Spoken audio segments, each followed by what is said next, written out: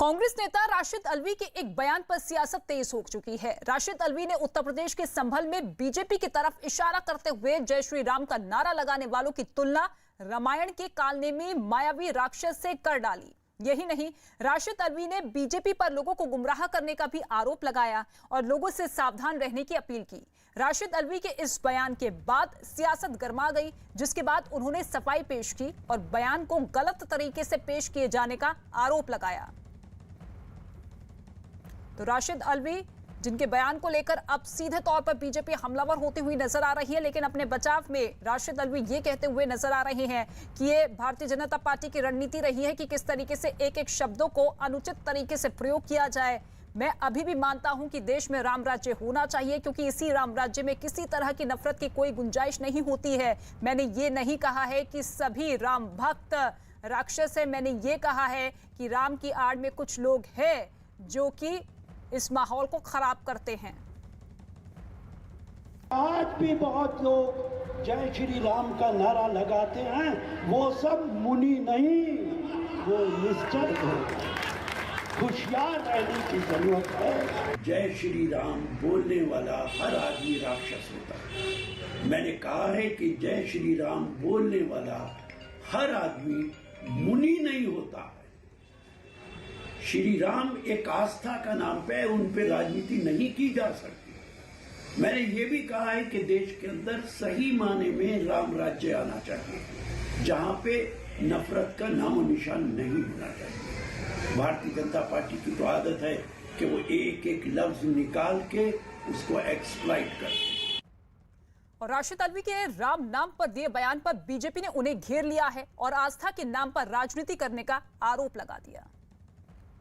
जय श्री राम की शक्ति का पता पूरे देश में लगा है सबको, और ये पता फिर से लगेगा कि जय श्री राम का क्या मायने हैं।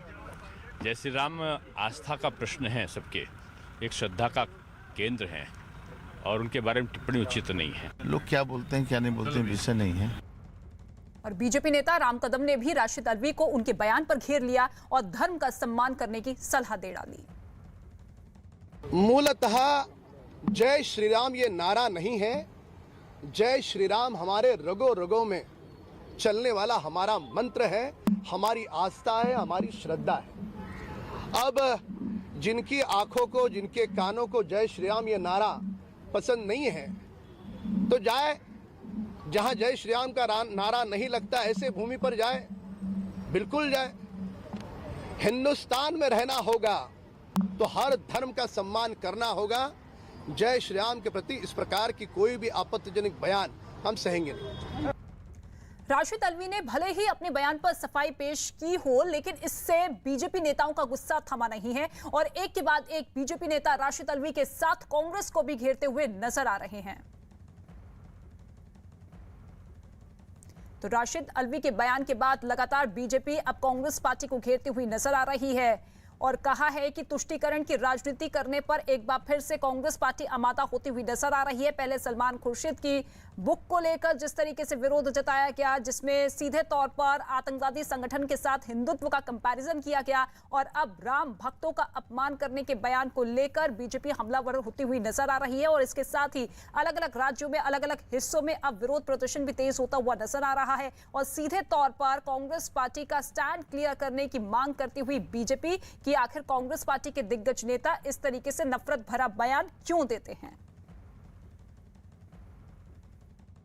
बड़ा दुर्भाग्यपूर्ण है कि कांग्रेस लगातार देश में देश के लोगों को, खास करके हिंदुस्तानियों को, जो हिंदुत्व की बात करके और उनको आतंकी बताने का कोशिश करती है। तो मैं पूछना चाहता हूं राशिद अल्वी साहब से कि आखिर इतनी नफरत क्यों हो गई हिंदुस्तानियों से, या भारतीय जनता पार्टी के लोगों से, या प्रभु श्री राम से नफरत की बात आप कर रहे हैं, उनके भक्तों से नफरत की बात कर रहे हैं।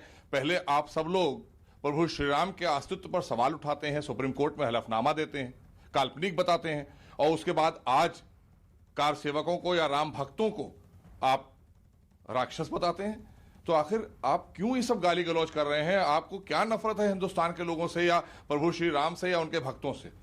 इसका जवाब कांग्रेस को देना चाहिए, उनकी राष्ट्रीय अध्यक्षा को देना चाहिए, उनकी राष्ट्रीय महासचिव जो उत्तर प्रदेश में घूम रही हैं प्रियंका वाड्रा, उनको देना चाहिए कि आखिर हिंदुस्तान में रहकर इस तरह की नफरत की बात करना राशिद अल्वी साहब क्या करना चाहते हैं, क्यों गालियां दे रहे हैं हिंदुस्तान के लोगों को। और सबसे बड़ी बात यह है कि प्रभु श्री राम, जिनमें हम सब की करोड़ों करोड़ हिंदुओं की आस्था है, आप उनको राक्षस बता रहे हैं।